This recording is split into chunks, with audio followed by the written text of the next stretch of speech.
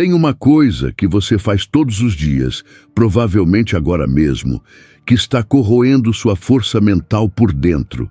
E o pior, parece completamente inofensiva. Você acorda, sente um desconforto e já começa a fugir dele. Um pensamento ruim aparece e você já quer se distrair. Alguém te decepciona e você já está reagindo antes de pensar. Isso não é fraqueza de caráter, é ausência de treino.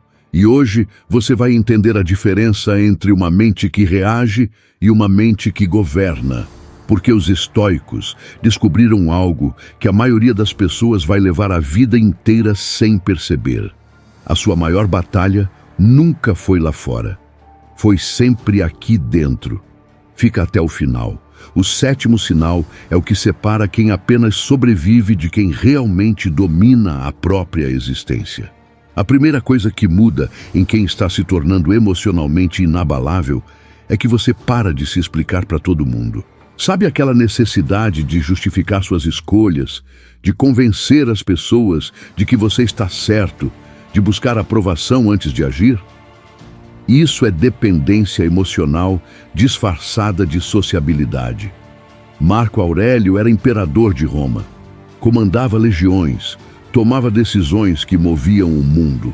E mesmo assim, escrevia no seu diário particular, não para ser lido, não para impressionar, apenas para se manter firme. Ele não precisava que ninguém entendesse. Ele precisava que ele mesmo entendesse. Quando você começa a agir a partir de valores próprios, sem precisar de validação externa, algo muda dentro de você. Não é arrogância, é soberania. É a diferença entre um homem que sabe o que faz e por quê, e um homem que precisa do olhar do outro para se sentir inteiro. Pensa nisso agora. Quantas decisões você adiou porque estava esperando alguém te dizer que estava certo? Quantas vezes você traiu o que sabia ser verdadeiro porque tinha medo do julgamento? Esse é o primeiro sinal. Quando você para de pedir permissão para ser quem você é. O segundo sinal é que você começa a enxergar o desconforto como um professor, não como um inimigo. A maioria das pessoas passa a vida inteira tentando eliminar qualquer sensação ruim. Ansiedade? Foge. Medo? Evita. Conflito? Desaparece. E quanto mais você foge, mais o desconforto cresce. Porque ele não persegue quem enfrenta, ele persegue quem corre. Epicteto nasceu escravo, não tinha nada. Seu dono quebrou a sua perna por diversão. E Epicteto apenas disse, eu avisei que ia quebrar. Sem choro, sem raiva descontrolada. Não porque ele era frio ou insensível, mas porque ele havia entendido algo que poucos compreendem. A dor física estava fora do seu controle. A resposta a ela, não. Você não precisa gostar do desconforto. Você precisa parar de tratá-lo como uma ameaça à sua existência. Toda vez que você enfrenta algo difícil sem fugir, você não apenas sobrevive, você se fortalece. O músculo mental funciona exatamente como o músculo físico. Sem resistência, ele atrofia. Quando você começa a procurar o desconforto em vez de evitá-lo, esse é o segundo sinal de que sua mente está mudando de nível.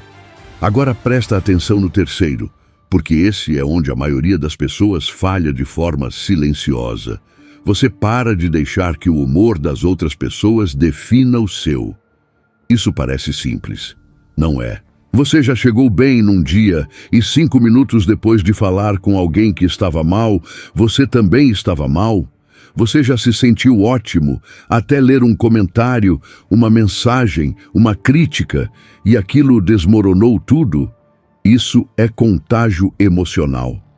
E é uma das formas mais sutis de perda de controle que existe.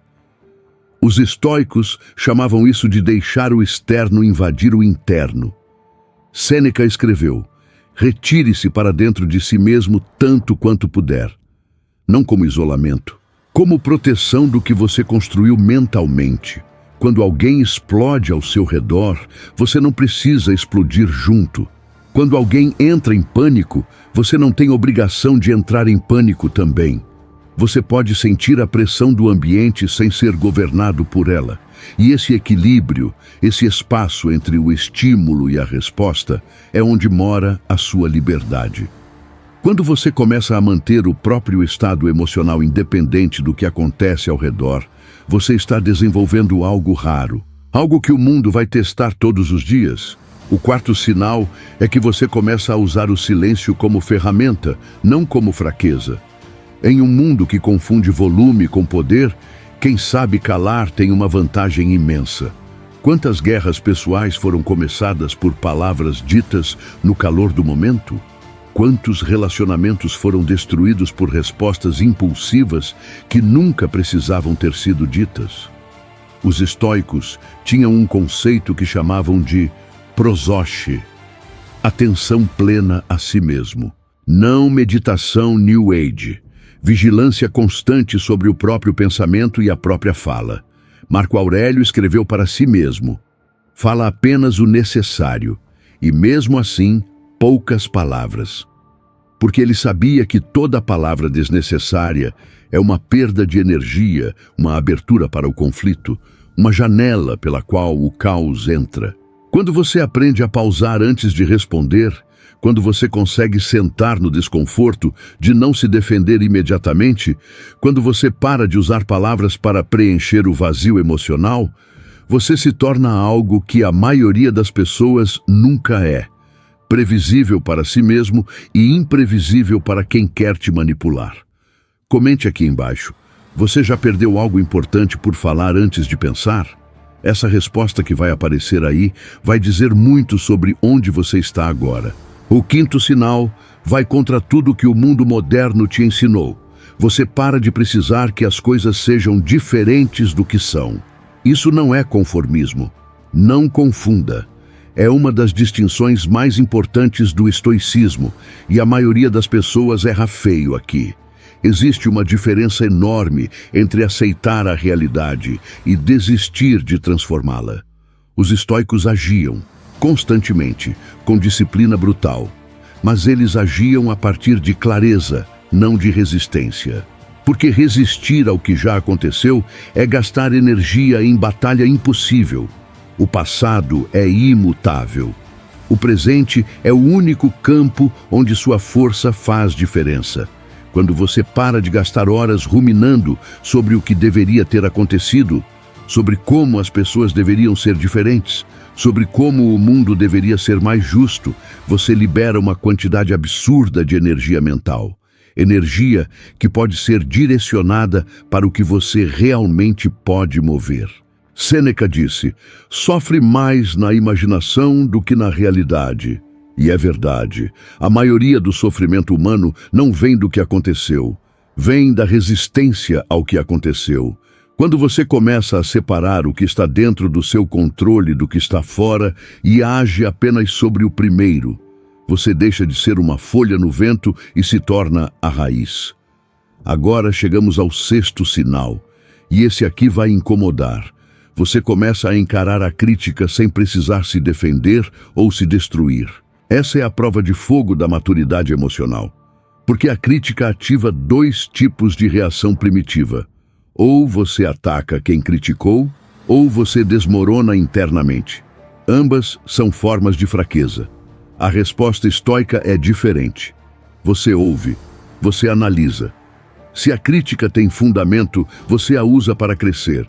Se não tem, você a descarta sem drama, sem guardar rancor, sem precisar provar que o outro estava errado.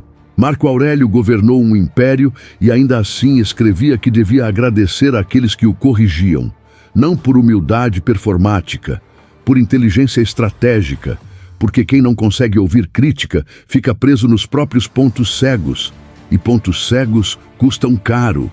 Agora pensa, quando foi a última vez que alguém te criticou e você conseguiu realmente ouvir sem reação imediata? Se você parou para pensar, isso já é um progresso. Se a resposta foi nunca, esse é o trabalho mais urgente que você tem pela frente. Compartilha esse vídeo com alguém que você sabe que precisa ouvir isso, porque tem gente ao seu redor que ainda confunde sensibilidade com percepção. e reação com força. E agora chegamos ao sétimo sinal, o que separa quem leu sobre estoicismo de quem realmente vive o estoicismo. Você age mesmo quando não tem certeza, mesmo quando tem medo, mesmo quando ninguém está olhando. Isso é o teste real. Qualquer pessoa consegue ser racional quando a vida está tranquila. O desafio é manter a mente firme quando o chão treme, quando você perde algo importante, quando as pessoas que você confia te decepcionam, quando o projeto falha, quando a dor aparece sem avisar. É nesses momentos que a prática real começa. Os estoicos não eram impassíveis, eles sentiam. Marco Aurélio sofreu perdas devastadoras. Sêneca passou por exílio e ruína. Epicteto foi escravo e teve o corpo destruído. Mas eles tinham algo que os mantinha inteiros. Uma filosofia que não dependia das circunstâncias externas para funcionar. Uma âncora interna que não quebrava com a tempestade.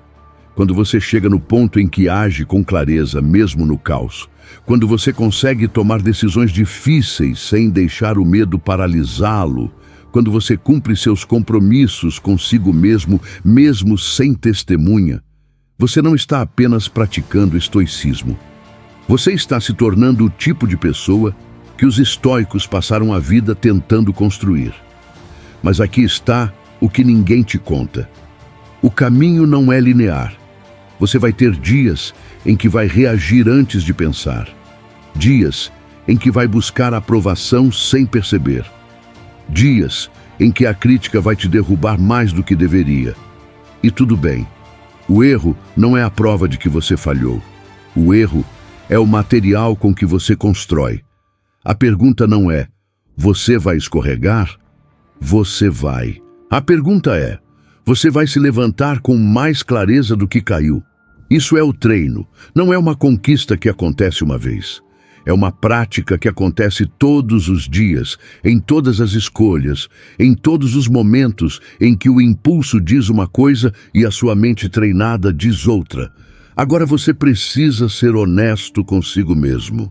Desses 7 sinais que vimos hoje, quantos você reconhece em você? Você para de buscar validação? Você usa o desconforto como combustível?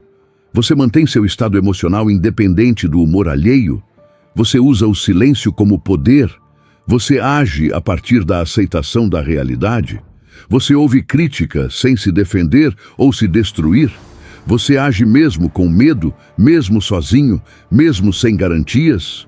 Se você reconheceu 1 ou 2, você está começando. Se reconheceu 4 ou 5, você está no caminho. Se reconheceu todos os 7 com honestidade, não como orgulho, mas como prática real, então você sabe que isso não termina aqui. Porque quem chega nesse nível não para de crescer. Quem chega nesse nível sabe que a próxima camada sempre existe. O estoicismo não é uma filosofia para quem quer conforto. É uma filosofia para quem quer verdade. Para quem prefere dor com clareza a prazer com ilusão. Para quem entende que liberdade real não é a ausência de obstáculos, é a capacidade de atravessá-los sem perder a si mesmo. Epicteto disse: não tentes que o que acontece seja como queres. Deseja que o que acontece seja como é, e encontrarás tranquilidade. Essa frase tem 2000 anos, e ainda assim desafia mais do que qualquer coach moderno, qualquer técnica de autoajuda, qualquer método rápido que promete transformação sem esforço. Porque a transformação real não é rápida, é constante. E começa com uma decisão simples e brutal. Parar de ser governado pelo que sente e começar a ser guiado pelo que sabe. Você chegou até aqui. Isso já diz algo sobre você. A maioria das pessoas teria saído no 3º minuto, mas você ficou. E agora você tem uma escolha. Pode fechar esse vídeo e deixar essas palavras evaporarem, como tantas outras coisas que você consumiu e esqueceu. Ou pode pegar um único sinal desses 7 e aplicar ainda hoje. Não amanhã. Hoje. Numa conversa. Numa reação que você vai segurar.